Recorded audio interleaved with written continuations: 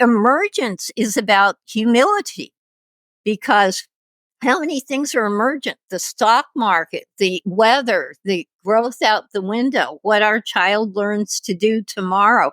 All of this, we may not be able to predict it at all. The whole is greater than the sum of its parts.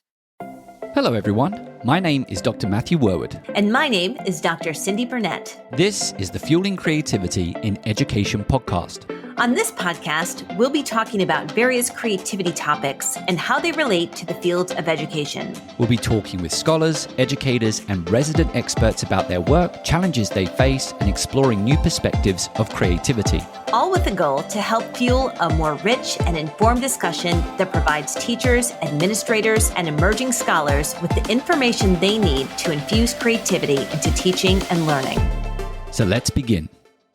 Hello and welcome back to our Double Espresso with Dr. Ruth Richards, who is a researcher in the field of creativity. In our first episode of this Double Espresso, we've been talking about everyday creativity, and now we're going to consider the challenges to everyday creativity, and to a certain extent, are we losing our everyday creativity, and get a little bit into the win-win scenarios.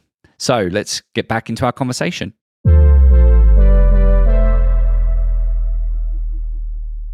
So Ruth, in our last episode with you, we explored what is everyday creativity and what it looks like in the classroom and how it helps us with our health and well-being.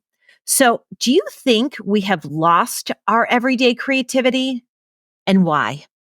So I'm going to be giving a talk with that title, but it's not about where we had it and dropped it and couldn't find it again, right? Although that's a concern. The concern I'm having is the many people, including students and teachers and everyone who has it, because we all have it, but doesn't even realize they have it. And what does that mean? Okay, some of this goes back to how creativity has been defined in the ancient past, how it's been defined in the more recent past, and I'm going to do that briefly. That if we believe in a time where what was important to be creative was to do work in the arts or the sciences and maybe something else, but those two especially, and where this was special work that would be done by eminent people and distributed to a culture, so that this would change the lives of everyone. Nothing wrong with that. But what if that's all that there is? And some of us still grew up in that time. I don't know about you guys, you young guys there. But going way back, that was one of the views. There was a time when, before 1950, I'm making a big deal about 1950, changing a little to win-win. You can see if you agree. Win-lose has been too many schools, I'm sorry to say. That, let's say, grade on the curve, and so this person does well, and that means that person doesn't have as good a chance, that isn't doing as many group projects, that isn't looking at how everyone can win at once. So that's the problem with win-lose. There are many win-loses in life. You get the job or you don't, whatever. But how many ways can we build in win-win, where we can all benefit together? With everyday creativity, let's go back before it. IQ. Okay. The era of IQ. So IQ test was it. Stanford Binet or the Terman test. And Terman was following these high IQ little kids to see if they would end up being geniuses. Because who else would be?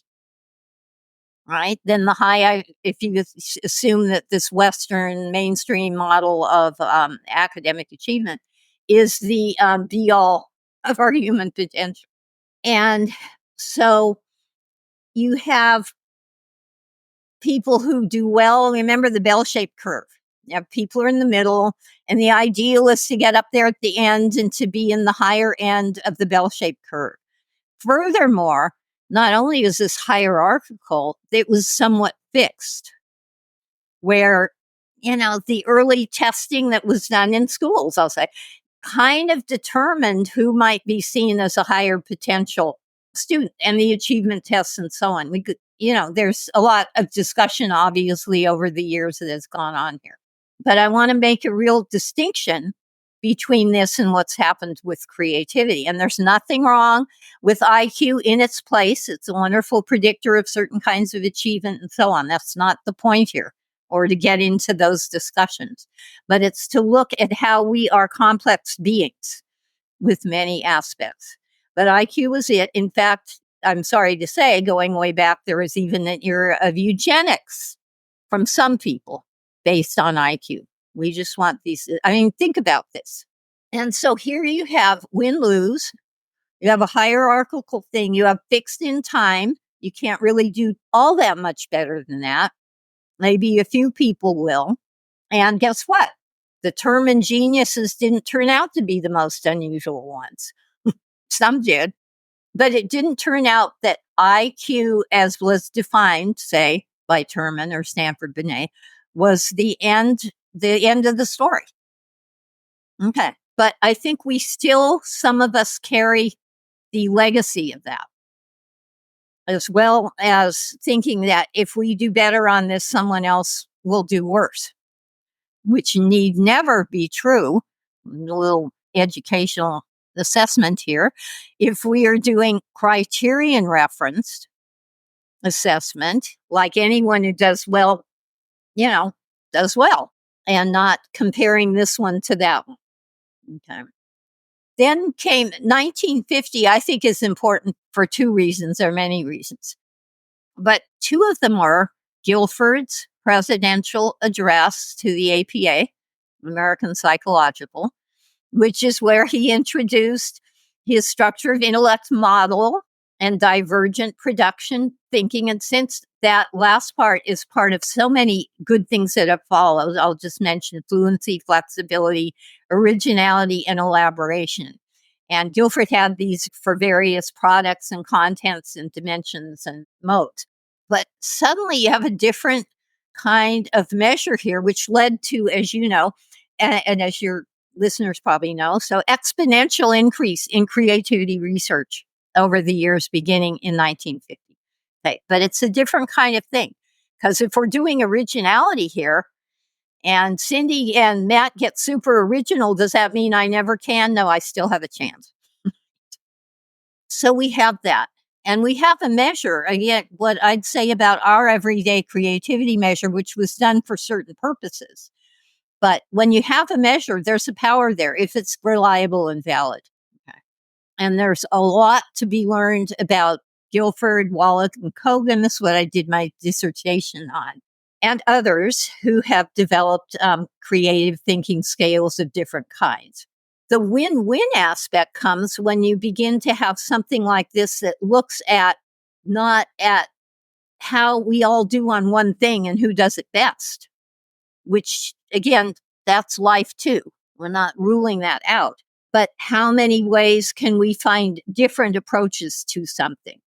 So let me just go back here to the other aspects of this, which are with creativity, we can all change and grow. So there's no assumption, say if we're doing your 20 lessons, Cyndi, we're doing that to grow. We're doing it so we will know more things. It isn't as if you get this one score and that is your fate at that point. And we can learn from each other, and et cetera, et cetera. I would like to also bring in Abraham Maslow, who did many wonderful things about human development and higher possibilities, but his hierarchy of needs is probably best known and began with physiological and safety and so on. We need to, feel we're safe in the world and have some esteem. Then at the top at that time when he began was self-actualization. So having dealt with all these places where we feel a deficiency, now can we really find what's important to us and the world and develop it? And that is one way of looking at self-actualization. So he wrote his original chapter on that, which became part of a book published in 1950. And the book that really made it was 54, called Motivation and Personality. It was like suddenly self-actualization became this goal. Okay. There were several things that were very interesting about that, many things. And Stanley Krippner and I just did a chapter for the forthcoming APA Handbook of Humanistic and Existential Psychology, if you want to read about Maslow. And this is in there. But what I'm referring to here is how the vision was one of an ever unfolding person. In this case, self-actualization having to do with personal social health, of going beyond the personal to something more, how that is part of an unfolding process. And so suddenly we have these two main figures who both, by the way, were presidents of APA in their day. Maslow was as well. And Maslow worked with Thorndike, who is a psychometrician, who are giving us an opening out. And I just think that's really cool and very important and not necessarily highlighted enough. Although Mike Ahrens and I did that in something for a much older handbook of humanistic psychology. So suddenly we have change, we have possibility, we have opening out, we have win-win because we can even do better together, believe it or not. And it's a different story. It has not taken hold everywhere, but that potential again has been exponentially growing from that time. And that's very important. And then guess what? How did IQ correlate with these various measures? I don't know if it was correlated with self-actualization, but Mark Ronco has a scale. But with these measures of fluency, flexibility, and so on, low positive, like 0.3. And if you know about statistics, square it to get the shared variance, 9%. Not so much, okay? Both Guilford and I did something a little different. I did it after Guilford with plotting and found a necessary but not sufficient relationship between certain factors that may have had to do with vocabulary, who knows what. But because life is not always linear. But the fact is IQ is something else. And to think that that is the answer to creativity or genius. Yeah, and I'm not saying these scales are anything but artificialities we've constructed to understand our continuous experience. I'm not trying to overdo it on scales. But there was a shift in 1950. There were a lot of shifts. But it brought us more into a potential in a classroom where everyone could win. And I think I was telling the Torrance story of the kid who liked radio, so I'm going to go back to that story in case you... Because Torrance was talking to this young man, and this young little boy wasn't doing well otherwise, but he loved radios, and he became the radio expert for the class once he found what he really loved. And so that's the promise here. It's to find out who, what, where each person is and how to help that to blossom, as well as learning everything else that one can learn in a curriculum. And just to follow up on that, because I get this sense of community. And, you know, I put together a film in 2013 called Creativity in Education, Exploring the Imbalance. And there was this scene that I wanted to put in from a movie, which is Stanley Kubrick's 2001 Space Odyssey. And it made me think of some of the earlier part of your answer is that, you know, you can see what is obviously meant to be a primitive species of what perhaps would become ourselves. And they have these bones. If anyone's familiar with the film 2001 Space Odyssey, they have these bones. And then there's that moment, right? And maybe this is a little bit more connected to the chaos aspect, but there's this moment to which that single individual picks up this single bone and recognizes that actually it doesn't have to just be a bone. It actually can have another use, which is a tool, and you can use that tool to hit. And then you obviously get that scene where they're breaking the bones. And in some ways it looks a violent act, which actually you could suggest that there's other ways to which you could use this tool. But in essence, it was another purpose for this. And then, of course, flinging it up in the air, which perhaps might symbol that celebration, that recognition, right? That I've made this discovery, and it spins up and immediately it transitions into that space station that is orbiting planet Earth, which is the evolution of humanity. And the reason why I bring this up is in the end, I spoke a lot about, you know, I wanted to situate creativity as being outside the arts within the film. And so I spoke a lot about the NASA program because there's all these problems that you have to address to get someone on the moon moon and back. But I think within your answer, really, it's that win-win. There is that community. We all have a part to play in advancing, hopefully, humanity, not necessarily a single nation or a society. And if we can get to that point where we recognize that everyone has a part to play and create a system to which everyone's part is celebrated and nurtured, then we all get to win-win. And I think that's a very powerful perspective to view education and to also view our role and responsibility as teachers. So you have just given me an entree to a little bit of chaos theory, because one thing I've written about for years is a creative new normal, but put it in terms of 5 examples from chaos theory more recently, because people say, chaos theory. So see if this works for you. We need a different normal. We don't need everyone doing lockstep the same thing. We don't need a classroom that's going to make everyone the same, as in quiet or raising their hand that they know the question.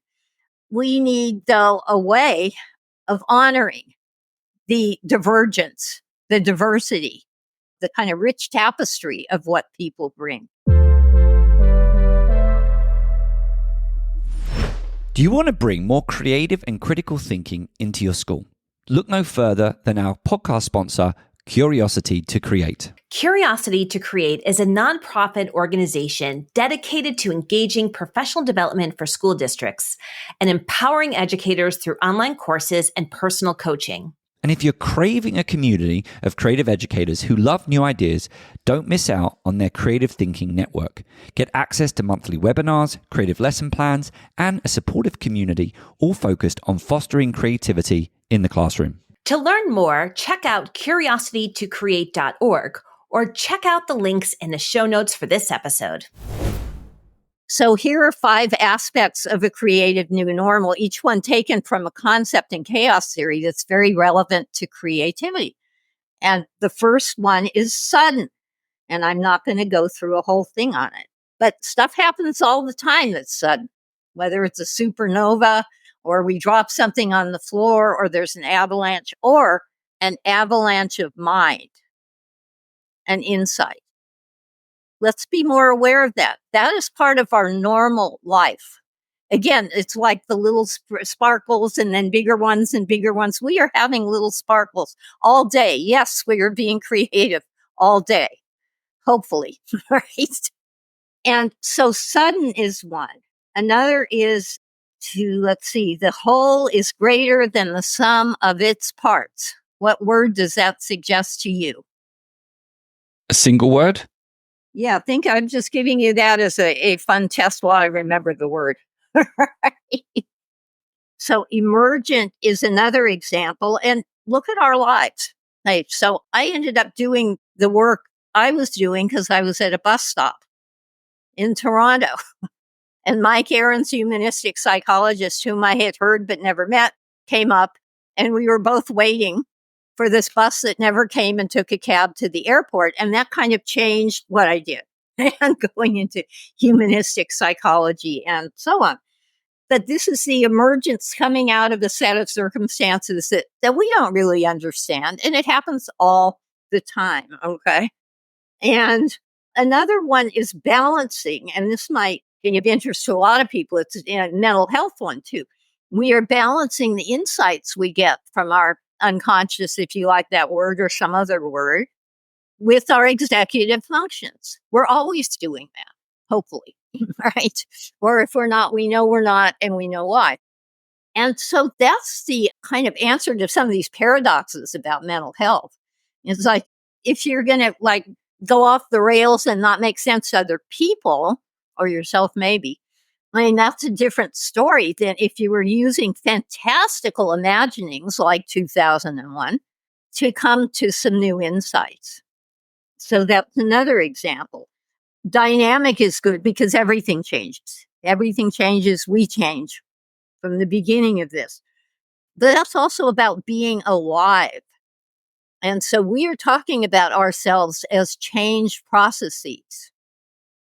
Dynamical processes of change. And we are also open systems because we read the paper, we change. I listen to you, I change. I grow new neurons to encode 2001 and wonder what happened to your movie. That sounds good. That all of this is also part of it. And the last one here is, these are just examples, though, that we chose for several reasons, is interdependence. And if you've ever heard of forest bathing, which is done in Finland and Japan and so on, where you go in the forest and the awesomeness of the quiet and the complexity and so on, lowers your blood pressure and your heart rate. It also changes your mind. It makes you more aware of a greater unity and less about the individual self. There are so many ways that we are connected with everything else that we haven't a clue. And that one might even be epigenetic, it's what I think. What I find really fascinating about this, and it kind of relates a little bit to some of the other things that I've said in our discussion, is when you put it back into a classroom environment, and I often refer to myself as a social culturalist in that I really value dialogue and discussion. But as educators, when we put something out there, we have to acknowledge the fact that it's going to be interpreted in different ways. So to your point, we're individuals and connected. So we are looking to make connections to what is obviously a shared phenomena or a shared topic to which we're exploring. But we're going to make those connections from very unique perspectives. And I think, one of the things that I do a lot on this podcast is I sometimes provide those summaries. Oh, I've made this connection to this movie. And Cyndi does the same. And sometimes when we're having Marco Polo, we're sharing these different perspectives. We're talking about the same topic, and we're actually sometimes in alignment. But in order for it to make sense to us, we are having to make those unique connections, connecting it with our past understanding of the world. And I think that's where it goes back to that idea of what I was kind of like saying, that if you're in this classroom environment that doesn't have time, doesn't have the flexibility to allow all of these different voices, or at the very minimum, these thoughts, these individual thoughts to emerge, then obviously I think it's going to have an impact, not just on the creativity of the individual, but also just on that discovery and growth aspect. And we've had some conversations where people have said, as the teacher, sometimes you put something out there, share last. Because once you share, you're obviously going to influence the uniqueness that they bring, because they're going to assume they have to bring your perspective. But your perspective is you, it's not them. Right. And let me add mental health. If they feel they can't have a voice, and some students need more help there than others. I want to go back to the new normal, because our creative new normal, which I'm now calling CNN, headline news, and these kind of 5 aspects, is really not about a norm. The new normal is not, at least who we are, is not about a norm. We don't want to be lockstep the same. It's about diversity in every way. Diverse views, diverse backgrounds, cultures, and so on. So it's how in our new normal do we honor all of that, even when we don't understand it. When it's strange, do we immediately think there's something wrong? This is part of the conversation too, the fears. Or do we suddenly see maybe there's some new insight, as Matt's saying, that we never thought of, and we might have just canceled out before someone had the chance to say it. So that's really important, as well as being open to our own diversity, if you will. The insights that might come from us may surprise us at times if we're not processing them consciously. And if we're taking the risk, say in a brainstorming group, to say things without, kind of monitoring or judging them at all, never mind beforehand. So can we be authentic? Again, this isn't what you do every moment. It's like the parents saying, you're teaching our kids to be wild people. No, only sometimes. And the emergence is about humility, because how many things are emergent? The stock market, the weather, the growth out the window, what our child learns to do tomorrow. All of this, we may not be able to predict it at all. The whole is greater than the sum of its parts, often, because we can't see all the levels and the whole thing that's going on there, unless we are a reductionist who thinks it's very simple and we can pick it all apart. And we don't.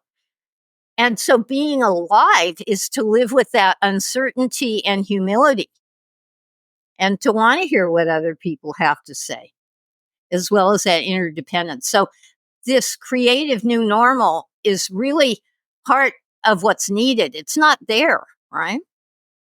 You can call it CNN. It's not there. What's there is you're supposed to be, attentive in class. There's nothing wrong with that.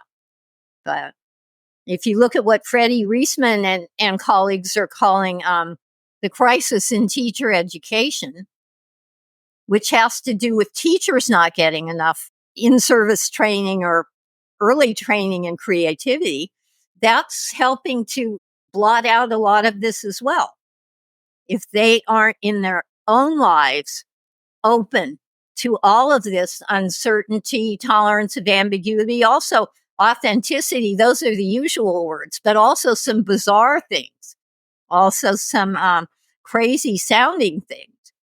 Like Frank Barron said that, the difference is these creative people are both more conventional and unconventional, are both crazier and saner than the average person. I knew Frank Barron too. He was special. Well, Ruth, this has been an incredible conversation, double espresso. And I know myself and Matt and our emerging scholar in residence, Jimmy, we have really enjoyed listening to you and hearing your stories and hearing your perspective. And Matt and I do debriefs on all of our episodes. And I know we will have a lot to talk about with regard to everyday creativity and creating the new normal. So thank you so much for coming on the show. Now, before you go, we do ask all of our guests to recommend 3 tips they would give to educators to bring creativity into the classroom. So what 3 tips would you recommend teachers do to bring creativity into the classroom? Well, I'm going to say, again, looking at the bigger picture, first is to ask 3 questions. That's not the 3 things. To ask questions, that we are always open to what we don't know. That's what I told the parents who thought I was making their kids wild. I'm going to give you some concrete suggestions here. The second one, and this comes partly out of chaos theory, but it's really to look at the creativity of nature and to look at what suddenly happens. The flowers bloom in spring. The avalanche down the mountain may be very much like the creative insight. But anyway, to see beyond ourselves and to look at other creatures, other beings as well, to look more at our world. And so the third one, since you liked it somewhere, I'm going to say it again, is to put yourself in a mindful state of some place where you were being very creative or generative or just felt that you were really expressing yourself, and write down 3 words that fit with how you were feeling. This is a little study I did. It was so telling and nice what people put down. In general, I think one person put something negative. It was just very joyous. And to remember that we have this within us. And you can actually, if you read the paper in the Journal of Creativity 2023 on the new normal, it has that study in there too. Well, Ruth, thank you so much for that. And I will say that latter one in particular, at the time of recording this, I've still got time to plan that into my first week of the new semester, which I know right now most of us are in. What I would say is we've covered a lot on this Double Espresso. And I think that particularly if you are looking toward doing a doctoral program or engaging in any type of activity associated with being an emerging scholar, these 2 episodes are packed full of information and also to a certain extent providing us a little bit of context to the history of creativity as well. And we've just come off the Summer Listen and Learn series where we did dig into that a little bit. So it is a kind of wonderful connection with that Listen and Learn series. So please share this episode or the previous episode with anyone that you think has that intellectual curiosity for the field of creativity, and then also maybe just some philosophical perspectives of creativity that they want to kind of explore and reflect upon. Also, don't forget to give us a review and be sure to check out the show notes where we will provide some links to Dr. Ruth Richards' work. My name is Dr. Matthew Worwood. And my name is Dr. Cyndi Burnett. This episode was produced by Matthew Worwood and Cyndi Burnett. Our podcast sponsor is Curiosity to Create, and our editor is Sam Atkinson.